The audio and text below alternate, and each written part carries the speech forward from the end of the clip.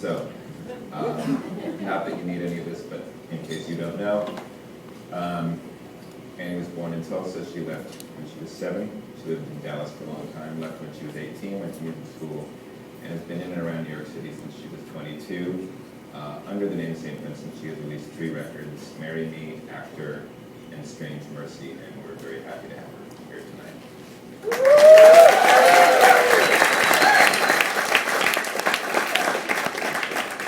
What would you say about Dallas as a place? To be a musician, to be someone going to shows, someone trying to learn how to play music. What was it? I think that when I was growing up in Dallas, the plus side was that there was really no crowds at shows. You know, I got to see, you know, Chibo Mato and Sonic Youth and Solex with, you know, relatively no Interference? no interference, no radio static. Yeah, New Yorkers can't say that. Yeah. We don't have very many sparsely attended shows. We had an exchange during the week, which I think I'll drop in every now and then. It became a sort of a prep, and then it turned into a weird sort of haiku situation. So occasionally when the answers, they're really brief, merit it. So Dallas as a place to see music. This is our highly technical back and forth. Dallas as a place to see music. Show's not crowded.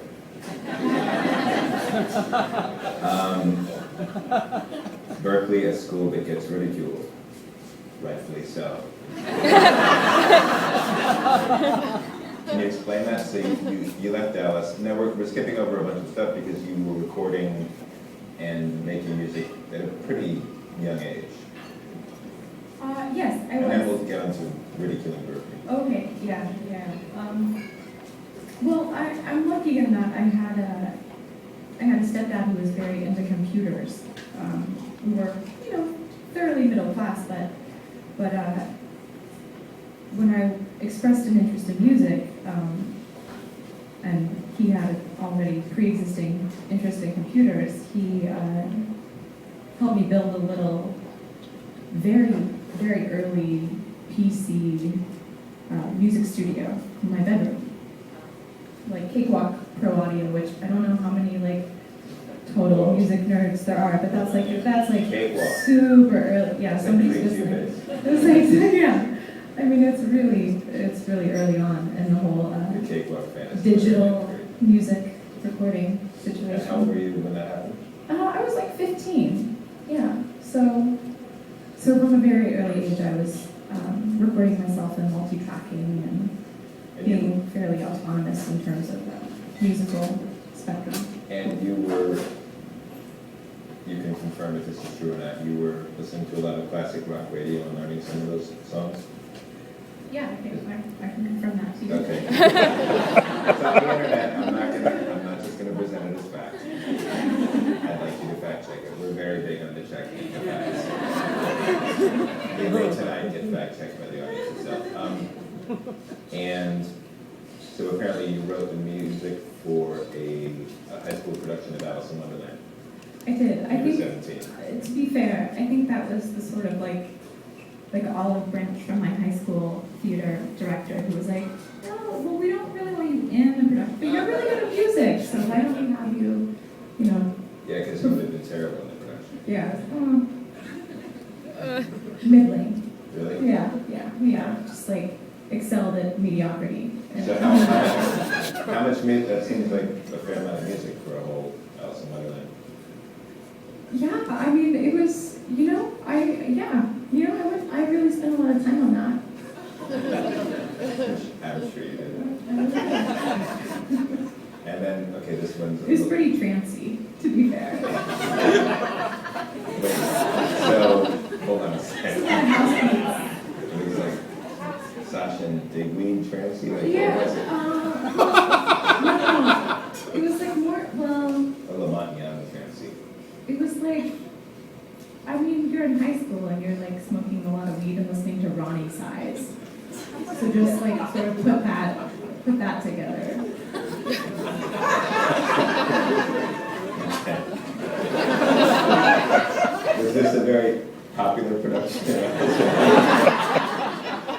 No.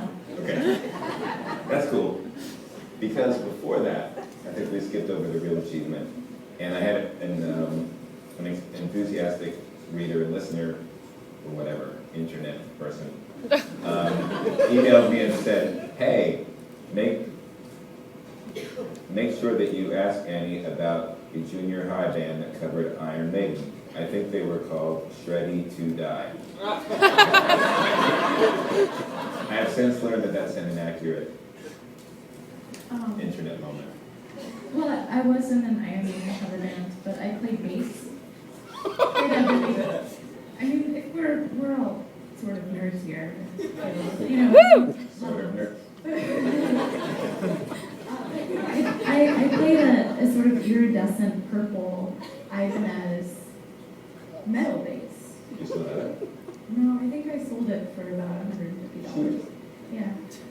Anyway, so I played bass in the Iron Maiden. What was the name of the band? Oh, the band was called Terminal. That's It's it. Cancer. I'd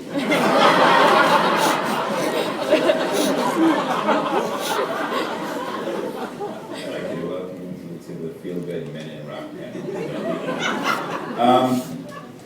So then, there's a lot to talk about, so we're going to skip forward to, you go to Berkeley, you want to play music, you know that. You've been recording at home and you've learned all these songs.